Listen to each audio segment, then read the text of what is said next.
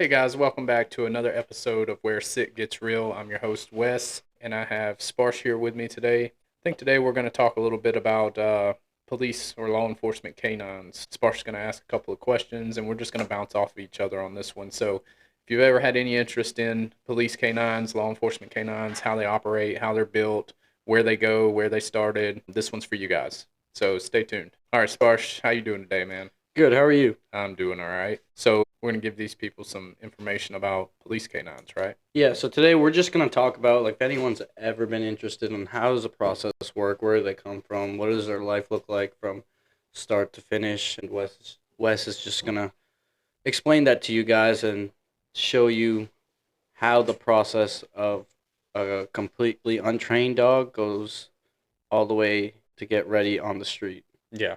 So I'll do the best I can explaining. Yeah. Don't put all that pressure on me. We'll explain it together. Yeah.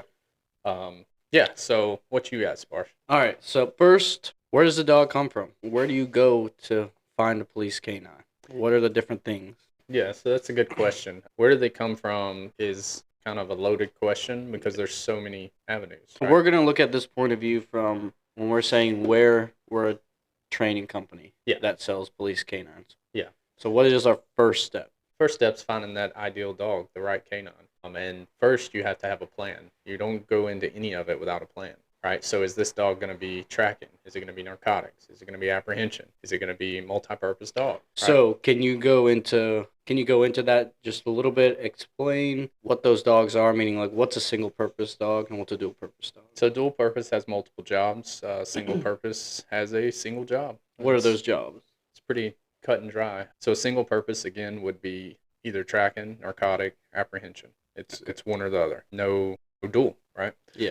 A dual purpose dog can do, track. Different people are going to tell you different, but what I've seen and my knowledge of it is a tracking dog and a narcotic dog, odor detection dog, excuse me, they do two different jobs. So that's dual. Yeah. Right? And it's a little confusing. Like usually majority, like if you go and say single purpose dog, that dog is usually narcotics and trailing or tracking. Yeah. I think if I had to guess, it's because they're using their nose for both. So it's a single purpose nose, even though it's narcotic and tracking. And that's where it goes back to the trainer in the facility, how they do things. Yeah. What they say. That's kind of what sets that. But yeah, dual purpose is doing multiple jobs. That means they can do the odor detection and apprehension. Obviously, apprehension, to dumb it down a little bit, that's bite work in a sense. That's sending the dog to go apprehend subject. So. Yeah, so like there's dual purpose, and then you hear the term patrol dog. And from what I have learned and experienced, I guess patrol dog is one step above the dual purpose, and it does everything. Yeah. Meaning tracking, trailing, narcotics, apprehension, article search. Right. Just like everything you could ever do with a dog. Yeah, and that's the thing too, is there might be some things left out here that we don't think about in the moment, but we will circle back around to them eventually. But there's also article searches as well. That's where a dog searches for an article, right? So like a firearm, a cell phone, a watch, something of that nature. It's an article. But that being said, when we talk about odor detection, we're kind of talking about all of it as a whole, unless I specifically say drug odor. Yeah. Okay, so your training company, first step is to find what you want. For this podcast, let's say we're looking for a dual purpose dog that does narcotics, tracks, and does apprehension. Okay. What are you looking for in those when you're searching for a dog as a training company? Like what kind of drives for that specific dog? Yeah, so we've talked about this a good bit just personally on our own time, how there's play drive and there's hunt drive. I believe there's play drive and then, hunt drive, obviously, and prey drive. Yeah, something we've witnessed on ourselves is you can have a high energy dog. That doesn't mean it's a high drive dog. That's right. They could be two different things. Yep, 100%. We've had dogs that'll play with a ball all day long till they fall over dead if we'd let them. But as soon as that ball disappears, the hunt is not on. Or as soon as you make it work. Make it work. Yep. Yeah. It's like, nope, I don't want to do this. Yeah. That's not fun. Yeah.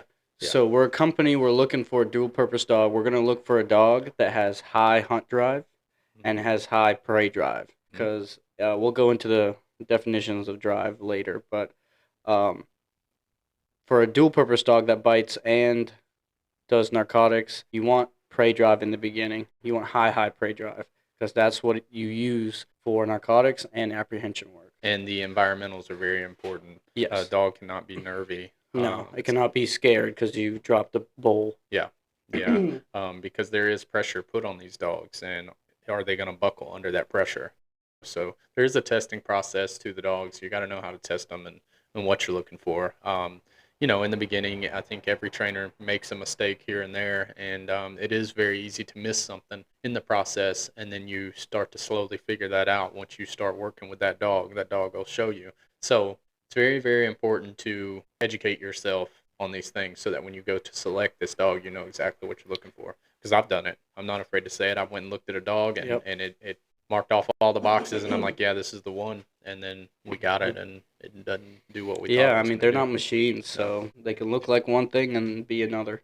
So to sum up the first question, okay, you're a training company, we're looking for a dual purpose dog, we're testing drives, we're looking for hunt drive, prey drive, and to make sure that dog is environmentally sound. Those are the really three, there's a bunch of other things, but those are the three main things you want: hunt drive, prey drive, and an environmentally sound dog. Okay, so now we get that dog. We have that dog. And that dog is now a completely green dog. Can you explain to us what is a green dog? What does that mean? Yeah, so a green dog is pretty much what it is. It's a dog that I'm going to call it fresh off the boat. It doesn't know a job, right? All it knows is hunt and prey and ball is life. Yeah. Other than that, that's it. It's a green Yeah, dog. it's basically it's a ready to dog work, but it's that got to know has how. all this energy, all this drive, and has no training whatsoever, and it's completely fresh, and it doesn't even know what obedience is. It just has a bunch of drive, and all it knows is to chase a ball or bite something. Mm-hmm. That's exactly right. And these dogs, they are genetically bred to work with the right vendor or breeder or importer. You'll be okay as long as they're very skilled at what they're doing. There are some people out here who will scam you, unfortunately, who will lie to you. That's why it's, again, important to do your due diligence on your side and educate yourself. Because if you're getting it from an ethical breeder for work, they've figured out how to create a bloodline that, if not all their puppies, the majority of them will absolutely work. Yeah, that's the number one important thing is knowing where you're getting that dog from and knowing that they've had previous results. Yep. And it's been consistent. Yep. Okay, so now we got this dog. We did the testing, passed everything, and we have this dog in our facility. What are the first steps this dog goes through? What does this dog's life look like now Yeah. that we have this dog? So it's going to be completely different than a pet dog, obviously. And we do have a majority of our clientele is pet dog owners, and we do a lot of obedience stuff of that nature. But it's totally kind of opposite, right? These dogs, depending on the right dog with the right makeup, genetic makeup, and you don't really have to, obviously you want to have a bond, but you don't have to focus on bonding so much. These dogs will literally go from leash handler to leash handler and just work. That's what they want to do. They don't care about the other stuff. They just want to work. So to kind of sum all that up and answer your question, whenever the dog comes to the facility, the very first thing we do is start on a dopamine box, get them to understand to put their head in the box, and good things come out of this box, right? And what is that called? That's called imprinting, right? Well, not necessarily, because imprinting, you're going to have an odor in there. Oh, This is so just this is dopamine just box. teaching Just teaching the game. dog. Yep, that's right. Okay. Just teaching kind of what you want. Put your head in that box, right? Yeah. And then, I mean, you could do a 2-for-1 there, depending on the dog. But dog catches on pretty quick. You go ahead and throw some odor in there, and where the dog sticks his face in the box, let's say it's an odor box. It's got a hole in the top of it and a hole in the back of it, right? So the dog sticks its nose into the top hole. Your hand is in the bottom, and there's also an odor in there. Well, what happens is you're pairing. And it depends. It depends. Some dogs, you start on food. Some you can go straight to a tug, Yeah. a Kong, a ball, whatever. And it's like it just happens. But we're talking about ones where you got to put your head in this box, put your hand in there. The dog smells the odor at the same time as it's getting the food. So Yeah. it's pairing food with odor. You're just pairing good, right? Yeah. Put your head in here, smell the odor, something good. We're teaching what this odor means, and it means good. You get paid, right? It's supposed to be the most interesting thing, rewarding thing is to smell that odor. That's that process that we're doing right now is to say, hey, this odor is amazing. It's good. Everything good happens when you smell this odor. That's the gist of imprinting. You do that with each odor that you have. You don't have to do it with every single odor. If you got a good foundation off your Yeah. first odor, the dog kind of knows the next box that it smells Yeah. that odor in. It'll eventually what's going to happen is we do a freeze and lock. It freeze and locks on the box, right? And then the food or the ball, tug, Kong, whatever, it just magically appears. It lands in front of this dog's face out of nowhere, and that is where the hunt drive and prey drive is essential Yeah. because if you think about it in the wild, it chases a rabbit into a hole, and it goes into the hole, right? A dog with good hunt drive and prey drive is going to have its face in that hole. It's going to be digging at that hole. Yeah. It's going to try to get in there, and then all of a sudden the rabbit pops out Mm-hmm. 50 foot away from its exit, right? And the dog catches that and takes off after it again. Yeah. So it's kind of the same thing when we're imprinting and doing this is we want it to magically appear. Yeah. Make the rabbit appear, right? Or the prey appear. That's kind of what keeps them driven to work. And again, it's fun to them. It's a Yeah. game. So they don't even realize they're working. They're just having fun. And that's the same till the end. Yes. It's always a game to them. It's Yep. always fun. And it should be that way all the way through. So to go back to imprinting process, a good dog, I mean, we've, again, a variety of dogs. We've had some dogs where the imprinting process would take, 3 to 4 weeks. And then we've had dogs that come in a week. They're Yeah. imprinted on odor. Yeah. Rio was literally like 4 days. Now, imprinting and finished is two different things. Imprinting is getting them to understand that they get paid for that odor. What and odor they're looking for. and what to do after the odor, right? Then you continue that work and you start building different environments, odor in different environments. So we'll move from boxes to open rooms to drawers, whatever you may have. Teach them a search pattern. Search patterns matter, and we'll talk about that later on. But we teach them a search pattern. Once they understand that, then we move to vehicles. Yeah. Stationary, just out in the yard vehicles, right? Yeah. Then we build from that. After we work them on that and they understand that, we start doing more mock scenarios. So we'll actually do like mock traffic stops, and we'll do like we go to school often and train, right? So do different environments. Get Yeah. the dog to see the sight picture of working in different environments. That way, when the dog is finished and it's ready to go, it's seen most of what we could get it to see. Yeah. So it's not new or shocking or weird. And again, that goes back to the dog. Again, some dogs can go in any environment. Doesn't matter where or what's going on, and that dog will work and ignore everything around it.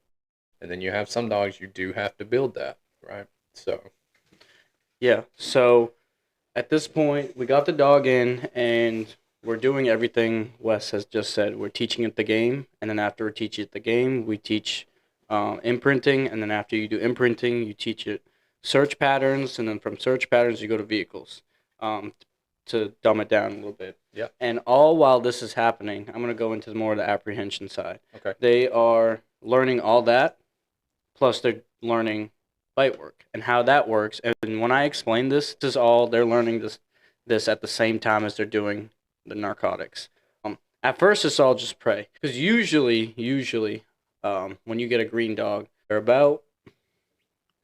about 10 months to a little bit over a year old, around that age. And so when you're working with apprehension dog, at that point, it should be all prey. Yeah. So just like in narcotics, you're gonna start with just teaching it the game. There's no aggression, there's no pressure. It's just, hey, look, I got a sleeve, and you bite it, and it's fun. Mm. It's fun. And then after that dog understands that game of, oh, okay, like, I love biting this sleeve, you add pressure. And what is pressure? Pressure is what turns a dog from prey drive to defense drive. Mm. So now it's, oh, I'm biting this sleeve because it's fun, and I have this drive to bite this thing, to now there's some sort of spatial pressure, and it's not prey, it's threat. yeah. It's, So you punch into that. Exactly. And that's yeah. where you get the fight. And again, And- that's where it goes back to the right dog, because some of these dogs can come in, you can show them a tug or a sleeve, man, and they've never seen one in their life, but they want it, Yeah. right? Those are the dogs you want. Yeah. And so you start showing them pressure. And this is all dumbed down, so it doesn't happen this fast. Once the dog understands prey drive, play, then you add pressure. And that's where people ask, like, how do you get a dog to bite someone without any equipment on? And that's how you transition them into defense drive when they're ready. And then just like you do in narcotics, you do mock scenarios. Once the dog understands its job, you do building searches. You do tracks with a bite at the end. You do different scenarios. And this is very important why you choose an environmentally sound dog. Because when a dog is going to go bite someone, the person is not going to just lay there, right? They're going to try to hit this dog. They're going to try to do everything. So you have to prepare all these dogs for these different scenarios. Because what you're really doing to this dog is you're teaching this dog, you're making this dog think that this dog is invincible and will win every fight. Yeah. Now, with that being said, let me ask you this, because I know for a fact you've ran into this scenario. Not with one of our dogs, but you were helping out. Like he was saying, put up a little bit of a fight because this is what they're going to see out on the street. But you also have to get very creative and think outside of the box, because what happens if the dog's used to seeing that sight picture of putting up a fight and it runs up on somebody who doesn't move at all? Yeah. So to give an example is I was helping out this officer because he long story short, he sent a dog on someone. It was into a bathroom. The guy was laying in the tub and the guy didn't move. So the dog went up to the guy and like kind of bit him a little bit and started muzzle punching him, basically telling him to move. Because his whole life, his whole training scenario has always been, oh, he goes to bite someone, they're running away, initiating that prey drive, and then he goes and bites. So because this guy didn't move, he was just like, what the heck? What am I doing? Come on, move. So that's when we had to take a step back and teach this dog a passive bite, and that means when a person is not moving. And teaching this dog, you're still going to bite something. And that happened because dogs, they're very black and white. They learn in pictures. Whatever picture you show them is what they know, and whatever picture you don't show them, they don't know.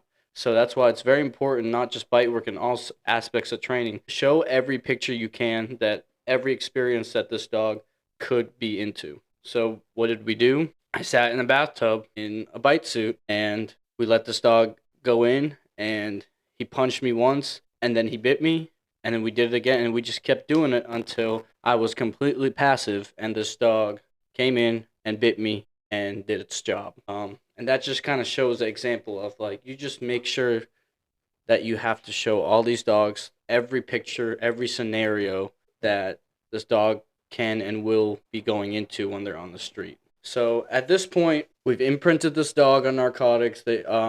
Let's go back into that. Usually, what odors are a police canine being imprinted on? That's a good question, man. With the legalities changing of, marijuana, a lot of agencies do not want a dog that's on marijuana. I say that, there's a lot of agencies. There's some that still want it. So it's kind of agency dependent, right? On the state or whatever. So, like, our normal is heroin, meth, MDMA, and cocaine. If they want to add in any extra odors after that, we absolutely can. Yeah. The imprinting process is a breeze after your first. But those are your main. Those are your main ones. Yep.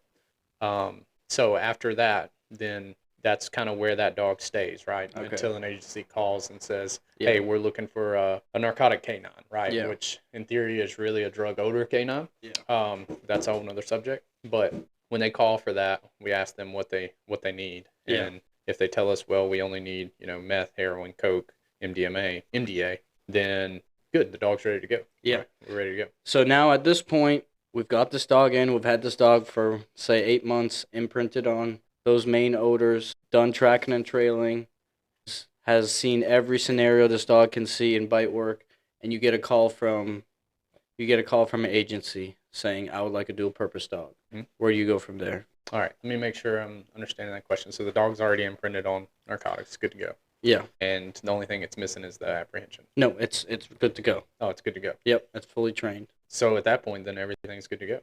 They call us, say they need that. We either have it or we don't. If we do have it, then we... What is the process of giving this dog to an agency look like? Yeah, so they need to come down and obviously see the dog in person. Yeah. We'd like to demo the dog for them. That way they see what they're getting. And we would prefer, and I'm sure every vendor out there would prefer, somebody that knows something about K9s show up. Yes, and that's a big thing. There's people, again, out here who scam people, right? Yeah. We've seen them before in protection dogs. So it is wise of that department to send somebody that knows something about K9s, right? Or who's been in law enforcement quite some time and been around K9s while in the agency, right? Yeah.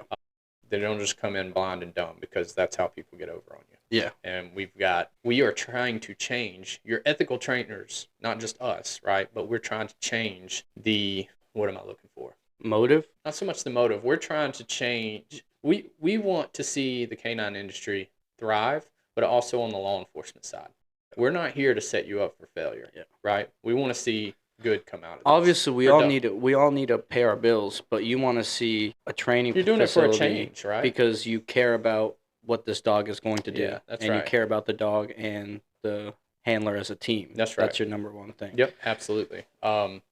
Absolutely. So, with that being said, they come down, they look at the dog, we do the demo, they like the dog, they ask the right questions. We agree that okay, this is a good deal, we'll do this. At that point, we start coming up with the contracts for this dog, and they vary depending on what the department wants. Yeah. You know, and honestly, we'd like to meet the handler too. Yeah, that was going into my next thing is okay. Before they even start school with us. Yeah, that was my next segue is a department comes down, and they look at the dog, they say, great, we want it. Yep. Next week, they send down a potential handler. Mm-hmm. Go into why it's so important that this, like, what needs to fit for this dog and handler to work. When the handler comes in, we are pretty much evaluating this handler. It's an interview process because it can be right dog, right department, wrong handler. And what I mean by that is you can take an incredible dog and the wrong handler can ruin that dog in a matter of weeks, completely ruin it, right? So it's very important that it is the right handler for that dog. And unfortunately, that's a make or break deal with us. Like if somebody comes in to look at a dog, the department's great. It's not always about the money, right? Yeah. If they have the money, the budget's right, everything's good to go, but the handler is not, then I would prefer a dog not to go with that handler. Yeah. I mean, if a handler comes in for, like, say, quote unquote interview, and this handler is 21 years old, has never owned a dog before, is not in the greatest shape, we're probably not going to give this dual purpose dog to this handler because not to be mean or anything like that or call this guy out on his flaws, but we're trying to put these dogs on the street so they can do their job at their most highest potential as they can. So it's very important to match the dog and the handler. Otherwise, the handler could get hurt, the dog can get hurt, or people that aren't supposed to get hurt. Yeah. Either civilians or other officers. Yeah. So it's very important that the vibe and the personality of the handler matches what this dog is about and the potential that this dog has. Well, and they say in the pet dog world that a lot of pet dogs kind of mimic their owners. The owners mimic the dogs. Yeah. You can see some sort of traits there. And Yeah. It's weird how it works, but it works. And same thing with working dogs. We kind of almost got to see that too. And that could be life and death. Like Yeah. if you have a call saying like it's 9 degrees out and an autistic 8-year-old child is lost in the woods, and your handler can't catch up with your dog or loses the dog because he wasn't fit for that type of dog, then that could be the difference between finding that child or not. So it's very important that the match of the handler and the dog it goes together. So now at this point, the officer comes in and it's a good fit. Where do we go for now? So handler comes in, it's a good fit. This is where we contact the department and we talk with the decision maker, right? And we say, okay, I think it's a good fit. Let's go from here. So what we would do then is come up with contracts. Then we work on contracts, the idea of things, the behind the scenes stuff that most people don't see, and send them over, have them sign them. Once they are signed and payment is made, then they do have the option. So we are post accredited through the Georgia Post, and we have a full syllabus. So our course for narcotic detection is 120 hours long. They would then come to our course, or if they just buy the dog and want to take it elsewhere, they can take it elsewhere. I mean, we're not like, oh, you bought the dog from us, you have to do it. But here's the thing with us is we actually combine the price of the course with the dog. So whatever you pay, that covers everything. So they will come to us for a total of, I think 120 hours is roughly 4 weeks, a little bit longer if need be. But we're not one of those where if you're not getting it right, we're not going to pass you. We're not going to pass you, but we're also not going to let you go. If it takes 6-7 weeks, then that's what it takes. We want to make sure that the dog and the handler going out are knowledgeable and productive. Yeah. So during this course, we also start from the basics, kind of. We don't show them the very beginning of how the dog was created, but we start on boxes. Yeah, and it's just also bond too. Like some Yeah. of these handlers also like have never owned a dog before. Mhm. I remember when I went to go to school, I was going through a certification at the same time where these officers were coming and the school that I was going to was doing certification. And the first day for these handlers, they were giving these dogs a bath. And one of the handlers, there shouldn't have been 10 questions in the span of 5 minutes about how to give this dog a bath. Yeah. No. So it was like I get it. I do get it. Being um, some of the dogs we've worked with, but at the same time, yeah. I mean, that's kind of yeah. if I it- mean, just like, do it. yeah, this we were working with labs, so it's not like it was a bite risk. He was Yeah. literally like, "Do I rub this dog's armpits?" Like Oh, it was poor like, guy. yeah. Yeah. So like he was an overthinker, but Yeah. start off as just having a bond with the dog. Right. Yeah. It's just like teaching that dog, okay, I'm your person from now. And now that you've said that, it leads me to the first couple of days we actually do a lot of bonding. Let the handler go out with the dog and just get to know the dog. Let the dog get to know the handler. And then we start our course, and that's the beginning. We start on boxes so that they can understand the dog's body language and what they're seeing on an easier scale, I guess you would say. And then once they've got the fundamentals down, and I feel like they're pretty confident in what they're doing and the results are showing, then we'll move from there. If not, and it takes them 2 weeks to understand boxes, then they're on boxes for 2 weeks. From there, we move to vehicles. Room searches, then vehicles, and same way as when we build the dogs. It's just like they're building the dog all over again with us, right? Yeah. But the dog knows it at this point, so now we're just the dog skating through it while we're teaching the handler. So rooms, vehicles, and then everything else is mock scenarios at that point. Yeah. So you got your class, right? We go through our class, we do all that. And obviously at the very end, there's an evaluation. There's a test. Yeah. So we do a written test. The certification day. The certification day, yes. Yeah. And we can do one or the other. We either do the written test and a hands-on the same day, or we do them a day apart. So there's a written test and then there's a physical test. Yes. The written test is around 30 questions. It's multiple choice. What entails in the written test? That's good. So it's what does an alert mean, pretty much. Yeah. How do you know you're an odor? But more of it is for legal purposes, right? So we do a whole lot of training on. Correct me if I'm wrong, but case law is something that happened in real life where they went to court and then it became a law, right? Yes. Yeah. That's kind of like like us teaching the officers, hey, these are all experiences that you might or you might not go through, and what you're allowed to do and what you're not allowed to do. That's right. So it's just like to give you an example, there's a case law now for if your dog is doing a free air sniff around a vehicle and it sticks its nose through a window that's rolled down, or its paws, right, and then sticks its head in. Once it passes that threshold, you've now infringed on the Fourth Amendment right. So that can be thrown out. Yeah. So stuff like that, little things. But case law is very important. When we do our mock stops, we'll kind of give these officers a hard time sometimes, and what case law gives you the right to run your dog. We want to make sure that they can give that rebuttal of the case law right there on the spot. Yeah. So that when they do this, one, they don't like idiots, but two, again, they're protected. Yeah. Because obviously a lot of people are going to fight it, and so it's just to prepare the officers as much as we can. For the real world. Yeah, for the real world, and know exactly what you can, what you cannot do, and save them as less paperwork and stress as possible. Yep. And that's where it goes back to when I say that some, not all, and there's more so than not, I would say. There's ethical vendors out there, and we care more about the productivity of the dog, but also of the handler in the department, right? Yeah. We care about their status as well, if that makes sense. And I mean that as in, we want you to go to court and be prepared. This stuff is really important. And I say this coming from a law enforcement perspective. Again, I was fugitive recovery for a little bit. That's more on the civilian side of law enforcement. I was police for a little bit. I'm still Georgia Post certified. But where I'm going with this is it's very important when you go to court that you have your stuff in order, right? And so when you go on these stops, your stops should look, consistency is key. And we say that all the time in regular dog training, right? Pet dog training. But if you've got 100 stops and 20 of those stops, you're working the vehicle, right? With your dog. You're using your hand, you're scanning the vehicle, scanning the seams, this and that. But the other, 80? The other 80 stops, you're not touching the vehicle at all. You're just letting the dog work it.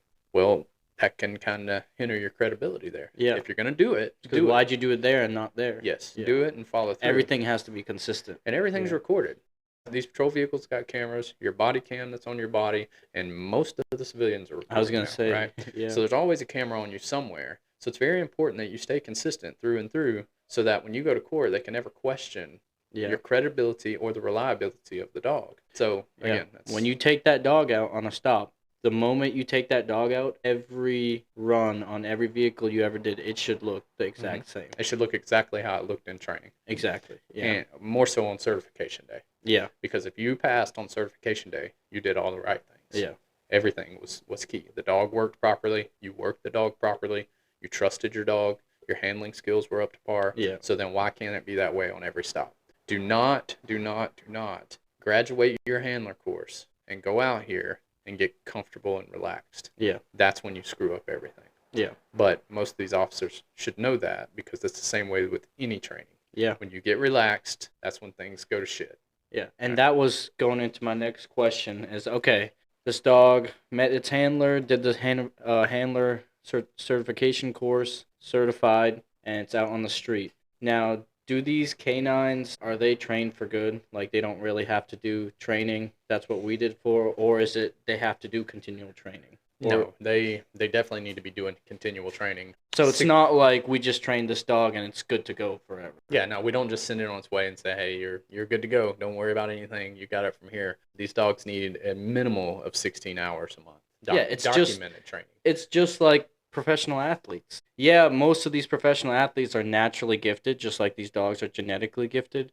But if they didn't practice every day, they wouldn't make it to the league. So it's the same thing with these dogs. Yeah. If the dogs don't and again, practice. it goes back to credibility. You go to court and they say, well, when's the last time you trained with this dog? And you're like, let me think. Why should you be thinking? You should have a folder at your department or in your vehicle. And I'm a huge fan still of pen and paper, man. Internet crashes, stuff like that happens. Pen and paper doesn't. Use both if you want or whatever, but I wouldn't rely on one or the other. I mean, paper over the other, excuse me. I myself would have a folder with everything from the moment I started K9 till now. If you can get a filing cabinet at your department, that's awesome too. But when you go to court on any of your cases that involve your K9, that folder should come out and it should go to court with you. And if the court system wants to sit there and look through every single piece of paper you got, then so be it. It's going to take them a while, but it's good of you because you can go back and you can say, well, right here, my last time I trained was actually at 3 o'clock yesterday. Yeah. You know what I mean? Or this stop was January 2nd. The last time I trained was December 30th. That looks better. Okay, cool. Your dog's up to par. But if you go 4 or 5 months, they're like, well, where's your... Or you could say, well, we trained yesterday. Okay, show me your training logs. Oh, well, I don't have them. Yeah. Then what? And that's why I feel like if you have a K9 in your agency, every agency should have a K9 supervisor. 100%. There should be no agency with K9s without a person in charge of the K9 specialized department. Yeah, even if they're not a K9 handler, but they should be delegated to delegate the K9. It keeps them in check. Whether it's 1 or it's 10. They should be over keeping up with the paperwork or, hey, have you done your training? Show me your document. If there's a sergeant on every shift, there should be a K9, what did I just say? K9 supervisor for every K9 officer there is. I agree, man. My next question is there a certain amount of hours these officers are required to train a month, or is it depending on the agency, number of hours? Or so is it obviously each agency has their own requirement, or is there a number? Obviously, each agency has a policy, right? They have their standard operating procedure and their policy. Any of them that have a K9 should absolutely have a K9 policy, and that policy should notate what's required. But the standard is 16 hours per month.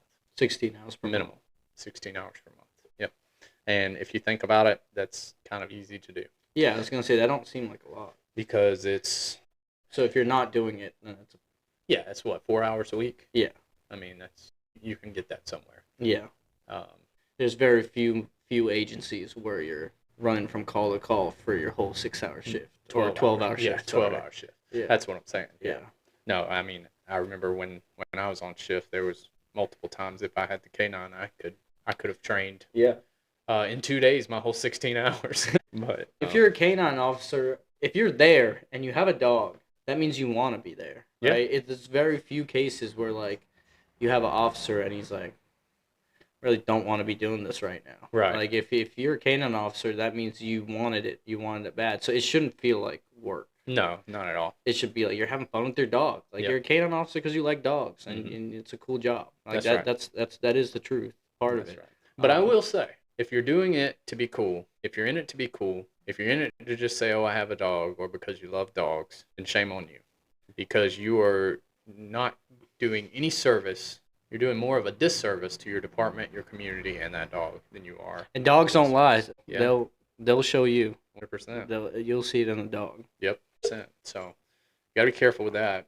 But again, that's why handler selection is important. Yeah. So on average, you'd say so. There is whether it's not the same number or not, officers are required to train a certain amount. Yeah. 100%. 100%. And that's a standard across the board, whether you're with some kind of organization or a vendor or. It's just like pet dogs. Yeah, Yeah. absolutely. It's not like I tell people in evaluations all the time, we aren't fixing robots. That's I'm, right. I'm putting a foundation of training into your dog and then teaching you so you can continue the training. So ask that.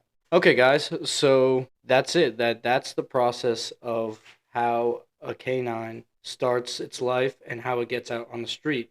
And to give a short story of it, it starts with the a training facility, getting a dog with the drives of the right genetics, training it a certain way, like we explained, making sure the handler is fit for that dog and it's a perfect match, doing all the behind the scenes paperwork, contract stuff, and then really getting this handler educated on this dog and what it takes to continue this training so they can have the most success out on the street. Yep, that's exactly right. And then to give some continual support where we can. Yeah. Here and there, right? Yeah.